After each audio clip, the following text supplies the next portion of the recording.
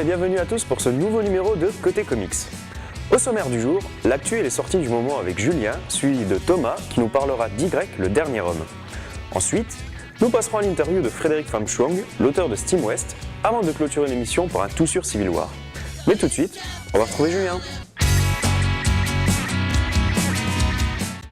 Bonjour à tous et bienvenue dans l'actu et les sorties comics.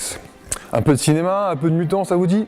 Intéressons-nous à X-Men First Class numéro 2, qui ne s'appellera pas comme ça en fait, puisque ce sera X-Men Days of Future Past. Les jours du passé futur. Ça doit avoir un sens à mon avis, je pense.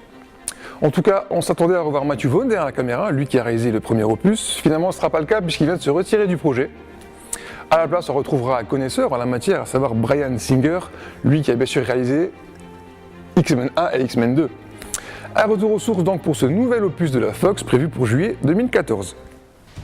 On passe maintenant à Iron Man 3, la nouvelle bande-annonce a été diffusée, et ouais, et elle est trop bien, et vous la voulez? Eh ben on l'a, allez c'est parti, hop bande-annonce.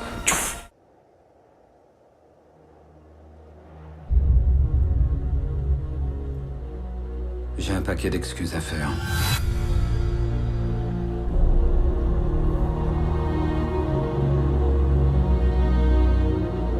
Rien n'est plus pareil depuis New York. On vit des choses, mais ça n'a qu'un temps. Je ne dors plus.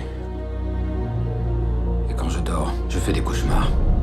Il faut dire qu'ils sont une centaine à vouloir ma peau. J'espère pouvoir protéger la seule chose qui m'est essentielle.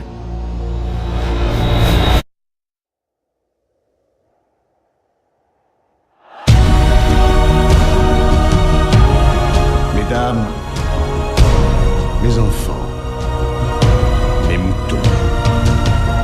Certains voient en moi un terroriste. Je crois plutôt être un professeur. Leçon numéro 1. Les héros, ça n'existe pas.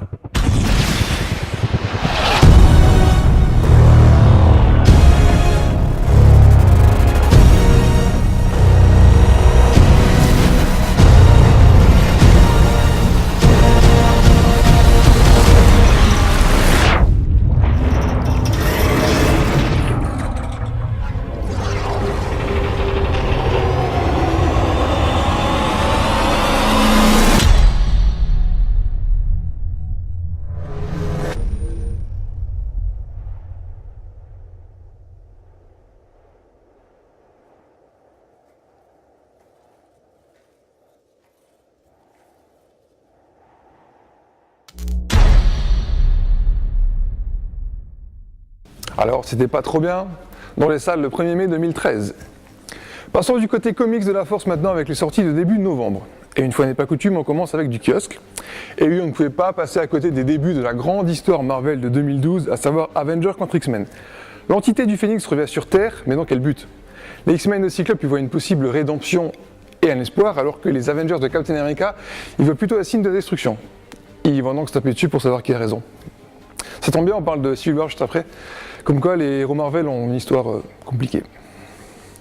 Kick-Ass volume 2, tome 2, est déjà aussi dans vos librairies. C'est la suite de ce deuxième volume, qui n'aura jamais été aussi loin dans le trash et le choquant, mais qui reste toujours très fun. Donc à ne pas rater pour les fans de la série, par les auteurs, que j'ai déjà cités 40 fois, Mark Millar et John Romita Jr. évidemment. Un petit bijou maintenant avec l'adaptation du Magicien d'Oz, une mini-série en 8 numéros, écrite par Eric Chenoweth, mais surtout, illustrée incroyablement par Scotty Young. Voilà. Si tu veux donner bonheur à tes yeux, tu achètes ça. Discute pas, tu achètes. Voilà. C'est déjà la fin pour cette actu et les sorties comics. On passe maintenant la main à... Mais il n'y a personne qui suit dans cette émission, c'est pas vrai. Thomas, on passe la main à Thomas, on le fait à chaque fois.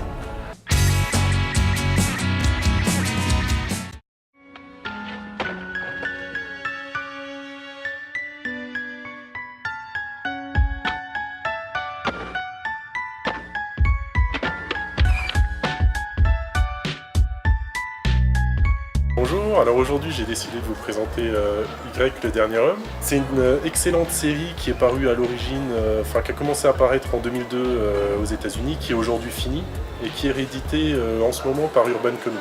Dès le début de la série, tous les hommes, tous les mâles vont décéder.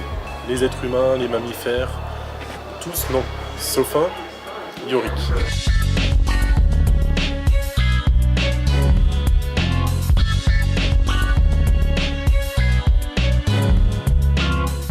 La question c'est qu'est-ce qui va se passer? Alors, moi j'avoue que je me suis dit il reste plus qu'un homme, ça va être plutôt sympa pour lui. Et en fait non, pas du tout. Parce qu'en fait on va voir plein d'aspects de société qui vont dériver en fait. C'est-à-dire qu'il y a des féministes un peu extrémistes qui vont un peu s'énerver suite à ça et qui vont essayer de détruire tous les hommes en pensant que c'est un signe divin, voilà une punition.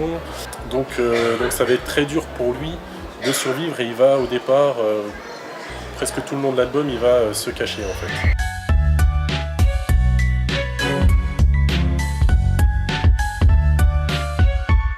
Dans cette série post-apocalyptique, il va y avoir un côté assez poussé de l'analyse de la société et des travers qu'elle peut avoir ou qu'elle pourra avoir si jamais on était confronté à quelque chose d'aussi horrible que ça.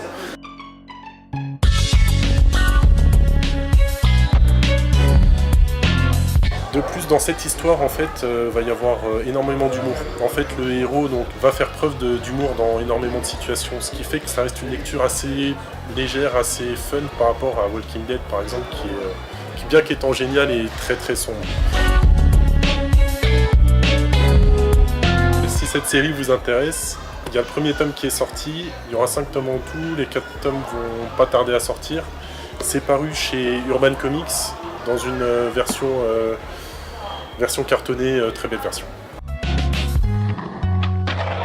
Lors du festival de BD de Marly, l'équipe de Côté Comics a été à la rencontre de Frédéric Fang Chong, auteur de SteamWest. Portrait de cet artiste au coup de crayon plutôt atypique. Bonjour, je m'appelle Frédéric Fang Chong, je suis l'auteur des Golden Star qui est sorti chez Element Comics et aussi de SteamWest qui est sorti chez Web Ellipse.